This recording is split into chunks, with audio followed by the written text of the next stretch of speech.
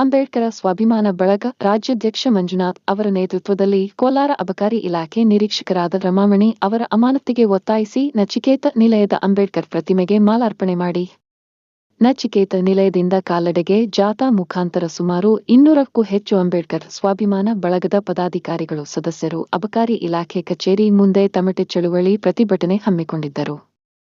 ಅಂಬೇಡ್ಕರ್ ಸ್ವಾಭಿಮಾನಿ ಬಳಗದ ರಾಜ್ಯ ಅಧ್ಯಕ್ಷರಾದ ಮಂಜುನಾಥ್ ಅವರು ಅಬಕಾರಿ ಜಿಲ್ಲಾಧ್ಯಕ್ಷ ಅವರ ಸಮ್ಮುಖದಲ್ಲಿ ತಮ್ಮ ಮನವಿ ಪತ್ರವನ್ನು ನೀಡಿ ನಂತರ ಪತ್ರಕರ್ತರೊಂದಿಗೆ ಮಾತನಾಡಿದರು. ಅಬಕಾರಿ ಇಲಾಖೆ ರಮಾಮಣಿ ಅಮಾನತು ಮಾಡಲೇಬೇಕು.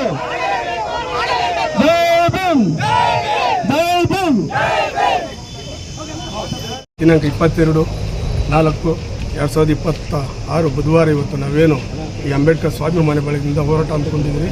ಇದರ ಉದ್ದೇಶ ಒಂದೇ, ಏನು ಹಿಂದೆ ಅಬಕಾರಿ ನಿರೀಕ್ಷಕರಾಗಿರುತ್ತ ರಮಾಮಣಿಯವರು KJP ಅಲ್ಲಿ ಕಾರ್ಯನಿರ್ವಹಿಸುತ್ತಿರುವ ಸಂದರ್ಭದಲ್ಲಿ ವೇಲೂರು ನಿವಾಸಿಗಳಾದ ನಾಗರಾಜು ಮತ್ತು ಕಿಶೋರ್ ಎಂಬುವರು ಎರಡು ಮದ್ಯದ ಟೆಟ್ರಾ ಪ್ಯಾಕೆಟ್ ತಗೊಂಡು ಬಂಗಾರಪೇಟೆಯಿಂದ ರೈಲ್ವೆ ನಿಲ್ದಾಣದಲ್ಲಿ ಹೋಗುತ್ತ ಸಂದರ್ಭದಲ್ಲಿ ಅಲ್ಲಿ ರೈಲ್ವೆ ಪೊಲೀಸರು ಅವ್ರನ್ನ ಹಿಡಿದು ಬೂಟ್ಕಾಲ ಪ್ಲಾಟ್ಫಾರ್ಮ್ ನಂಬರ್ 3ನಲ್ಲಿ ಕ್ಯಾಂಟೀನಲ್ಲಿ ಬೂಟ್ಕಾಲೆಲ್ಲ ಒದ್ದು ಅವ್ರನ್ನ ಮತ್ತೆ ಇವರು ರಮಾಮಣಿಯವರು ಖಾಸಗಿ ವ್ಯಕ್ತಿಗಳನ್ನ ಕರ್ಕೊಂಡು KJP ಕೃಷ್ಣವರಂ ಜಾಗದಲ್ಲಿ ಅಲ್ಲಿ ಇವರೇ 20 ಅಮೃತ ಬ್ರ್ಯಾಂಡ್ ಅಂತ ಬಾಟ್ಲುಗಳನ್ನ ಇಟ್ಟು ಅಲ್ಲಿ ಏನು ಮಾಡ್ತಾರೆ, ಇವ್ರನ್ನ ಫೇಕ್ FIR ಹಾಕಿ ಜೈಲಿಗೆ ಕಳಿಸ್ತಾರಪ್ಪ.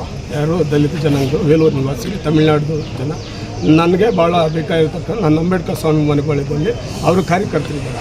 ಸೊ ಹಂಗಾಗಿ ನಾನು ಆಮೇಲೆ ಹೋಗಿ ಏನು ಮಾಡ್ತೀನಿ, ಏನು ವಿಚಾರಗಳೆಲ್ಲ ತಿಳ್ಕೊಂಡು ಹೋದಾಗ ಇವರು ಅಲ್ಲಿ ಏನು ಮಾಜರ್ ರಿಪೋರ್ಟು ಇದು ಮಾಡ್ತಾರೋ ಆ ಮಾಜರೆಲ್ಲ ಫೇಕ್ ಮಾಡಿರ್ತಾರೆ. ಆ ಸಂದರ್ಭದಲ್ಲಿ ಇವರು ಕಚೇರಿಯಲ್ಲೇ ಇರ್ತಾರೆ. ಯಾರೋ ಇವರು ಸಿಬ್ಬಂದಿ ಮತ್ತು ಇವರು ಏನು ಆರೋಪಿಗಳಿದ್ದಾರೆ ಇವ್ರನ್ನ ಎಲ್ಲ. ಆಮೇಲೆ ನಾನು ಇಟ್ಕೊಂಡು ಇವ್ರಿಗೆ ಕಂಪ್ಲೇಂಟ್ ಒಂದು ಮಾಡ್ತೀನಿ ಸರ್, ಏನು DSPಗೆ. ಅವರು ಏನು ಆ್ಯಕ್ಷನ್ ತಗೊಂಡು ಮತ್ತು ಅಬಕಾರಿ DC ಕೊಡ್ತೀನಿ. ಇವರು ಎನ್ಕ್ವೈರಿ ಕಮಿಷನ್ ಅವ್ರಿಗೆ ಹಾಕ್ತಾರೆ. ಅವ್ರು ಹಾಕ್ದಾಗ ಅದು ಕೊಡೋದು ಅದಾಗ್ದಾಗ ನಾನೇನು ಮಾಡ್ತೀನಿ, ತಹಸೀಲ್ದಾರ್ ಕಚೇರಿಯಲ್ಲಿ CCTV ಮಾಹಿತಿ ಹಾಕ್ತೀನಿ, ತಗೊತೀನಿ ಅದನ್ನು. ಮತ್ತು ಇವ್ರು ಏನು ಮಾಡ್ತಾರೆ, ಏನು ಕೋರ್ಟಿಗೆ ಮಾಜರ್ ರಿಪೋರ್ಟ್ ಮಾಡಿರ್ತಾರೆ 6:30ರಿಂದ 7:45. ಆ ಸಂದರ್ಭದಲ್ಲಿ ಇವರು KJP ಅವರು ಅಬಕಾರಿ ಕಚೇರಿಯಲ್ಲೇ ಇರ್ತಾರೆ. ಯಾರು ರಮಾಮಣಿಯವರು ಮತ್ತು ಇವರು ಆರೋಪಿಗಳು ಕರ್ಕೊಂಡು ಅಲ್ಲೇ ಇರ್ತಾರೆ. ಅಂದರೆ ಇದೆಲ್ಲ FIR ಎಲ್ಲ ಫೇಕ್. ಕೋರ್ಟ್ಗೆ ಇದು ಕಂಟೆಂಪ್ಟ್ ಆಫ್ ಕೋರ್ಟು, ಆ ಕೋರ್ಟ್ಗೆ ಇವರು ಏನೋ ಮಿಸ್ಗೈಡ್ ಮಾಡಿರ್ತಾರೆ. ಸೊ ದೂರವರೆಗೆ ಸಲ್ಲಿಸಿದೆ. ಅಂದರೆ ಇವರು ಅಬಕಾರಿ ಉಪಾಧೀಕ್ಷಕರು ಇವ್ರಿಗೆ ಹಾಕ್ತಾರೆ ಸರ್, ಯಾರಿಗೆ DC ಅವ್ರಿಗೆ ಹಾಕ್ತಾರೆ. ಆದರೆ ಇವರು ಯಾವುದೇ ರೀತಿ ಕ್ರಮ ಕೈಗೊಂಡಿರಲ್ಲ ಸರ್. ನಾನು ಆಮೇಲೆ ನೋಡಿ ಸರ್, ಇವರು ಉಪಾಧೀಕ್ಷಕರು ಹಾಕಿರ್ತೀನಿ ಸರ್. ಮತ್ತು ಇವರು ತಹಸೀಲ್ದಾರ್ ಅವರು ನನಗೆ ಇದು ಕೊಟ್ಟಿದ್ದಾರೆ ಸರ್, ಪೆಂಡ್ರೈವ್ CCTV ದೃಶ್ಯಾವಳಿಗಳು. ಅವ್ರು ಏನು ಮಾಡಿದ್ರು, ಅವ್ರು ಪ್ರಸ್ತುತ ಅಲ್ಲೇ ಇರೋದು ಎಲ್ಲ ಇವು ನಾನು ಕಾಪಿ ಕೊಟ್ಟಿರ್ತಾರೆ. ಯಾರು KJP ತಹಸೀಲ್ದಾರ್ ಸರ್. ಆಮೇಲೆ ರಾಜ್ಯಪಾಲರಿಗೆ ಕೊಟ್ಟಿರ್ತೀನಿ ಸರ್, ಇದು ರಾಜ್ಯಪಾಲರಿಗೆ. ಮತ್ತು ಆಮೇಲೆ ನಾನು ಅಪಾಯಿಂಟ್ಮೆಂಟ್ ತೊಗೊಂಡು ಮಾಡೋದು ಸರ್. ಇದು ಆಯುಕ್ತರು, ಜಂಟಿ ಆಯುಕ್ತರು ಕೊಟ್ಟಿರ್ತೀನಿ ಸರ್ ನಾನು ವಿಷಯವಾಗಿ.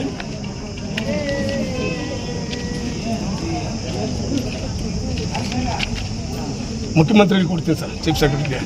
ಆಮೇಲೆ ಇವರು ಮುಖ್ಯಮಂತ್ರಿಗಳಿಂದ ಪರ್ಸ್ನಲ್ ಇವರು ಕಮಿಷನರ್ಗೆ ಒಂದು ಲೆಟ್ರ್ ಮಾಡ್ತಾರೆ ಸರ್, ಮುಖ್ಯಮಂತ್ರಿಗಳು ಕಚೇರಿಯಿಂದ. ಮತ್ತೆ ಸರ್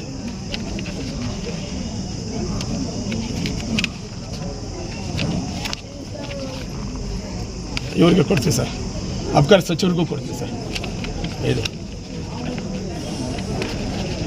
ಮತ್ತು ಚೀಫ್ ಸೆಕ್ರೆಟರಿ ಕೊಡ್ತೀವಿ ಸರ್.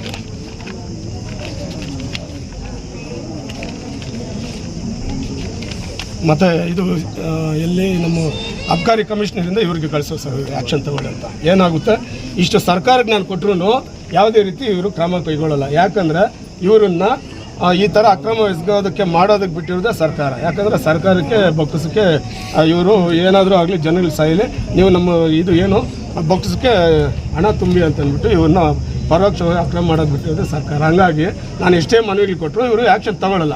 ಆಮೇಲೆ ನಾನು ಗವರ್ನರ್ ಅಪಾಯಿಂಟ್ಮೆಂಟ್ ತೊಗೊಂಡು ನಾನು ಇದ್ರ ವಿಷಯವಾಗಿ ಸೀರಿಯಸ್ ಆಗಿ ನಾನು ಅಲ್ಲಿ ಚರ್ಚೆ ಮಾಡಿದಾಗ ಮತ್ತೆ ಕಮಿಷನರ್ಗೆ ಹಾಕ್ತಾರೆ ಸರ್.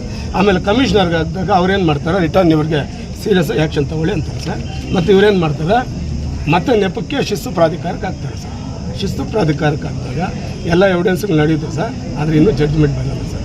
ಆದರೆ ಅಲ್ಲಿ ಎಷ್ಟು ಅಕ್ರಮ ಮಾಡೋದು ಅದು ಇನ್ನೂ ಡಬಲ್ ಇಲ್ಲಿ ಮಾಡ್ತಾಯಿದ್ದಾರೆ ಸರ್. ಹಂಗಾಗಿ ನಾವು ಏನೇ ಮನವಿ ಕೊಟ್ಟರು ಪ್ರಯೋಜನ ಆಗಲ್ಲ ಅಂತ ಒಂದು ನಾವು ಮನಗಂಡು ನಾವು ಇವತ್ತಿಂದ ಇಲ್ಲಿ ಒಂದು ಹೋರಾಟದ ಮುಖಾಂತರ ನಾವು ತಮಗೊಂದು ಮಾನ್ಯ ಘನಯುತ ರಾಜ್ಯಪಾಲರಿಗೆ ಇದ್ರ ಬಗ್ಗೆ ಸೀರಿಯಸ್ ಆಗಿ ಆ್ಯಕ್ಷನ್ ಆಗಲಿ ಅಂತ ಮಾನ್ಯ ಜಿಲ್ಲಾಧಿಕಾರಿ ತಮ್ಮ ಮುಖಾಂತರ ನಾವು ಅವ್ರಿಗೆ ಕೊಡೋದಕ್ಕೆ ಬಯಸ್ತಾ ಇದ್ದೀನಿ ಸರ್. ಹಾಗಾಗಿ ಇದನ್ನು ತಾವು ಗಂಭೀರವಾಗಿ ಪರಿಗಣಿಸಿ ಇದ್ರ ಬಗ್ಗೆ ಆ್ಯಕ್ಷನ್ ತಗೋಬೇಕು ಅಂದ್ಬಿಟ್ಟು ನಾನು ತಮ್ಮಲ್ಲಿ ಮನವಿ ಮಾಡ್ತಾ ಇದ್ದೀನಿ. ಇಷ್ಟೆಲ್ಲ ಆದಾಗ ಸಸ್ಪೆಂಡೇ ಮಾಡ್ಬೋದು ಸರ್. ಅಲ್ಲ ಇಷ್ಟೆಲ್ಲ ಆದ್ರೂ ನೀವು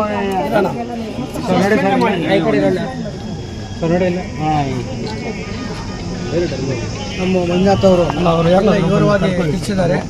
ಇದರ ಪ್ರಕಾರ ಈಗ ಮಾನ್ಯ ಜಿಲ್ಲಾಧಿಕಾರಿಗಳು ಬಂಗಾರಪೇಟೆ ಮತ್ತು KGF ಅಲ್ಲಿ ಕುಡಿಯುವ ನೀರಿನ ಬಗ್ಗೆ ಮತ್ತು ಜನಗಣತಿ ನಡೀತದೆ, ಎಲ್ಲರಿಗೂ ಗೊತ್ತಿದೆ ನಮ್ಮ ವಿಷಯ. ಆ ವಿಚಾರದಲ್ಲಿ ವಿಸಿಟ್ ಕೊಟ್ಟಿದ್ದಾರೆ. ADC ಮೇಡಮ್ ಅವರು ಹೈಕೋರ್ಟ್ಗೆ ಹೋಗಿದ್ದಾರೆ ಇವತ್ತು ಕೇಸ್ ಇತ್ತು, ಅದೆಲ್ಲ ಅವರೇ ಅಪಾಯನ ಆಗಬೇಕಾಯಿತು, ಅದರಿಂದ ಅಲ್ಲಿ ಹೋಗಿದ್ದಾರೆ. ಆ ಪರವಾಗಿ ನಾನು ಬಂದಿದ್ದೀನಿ.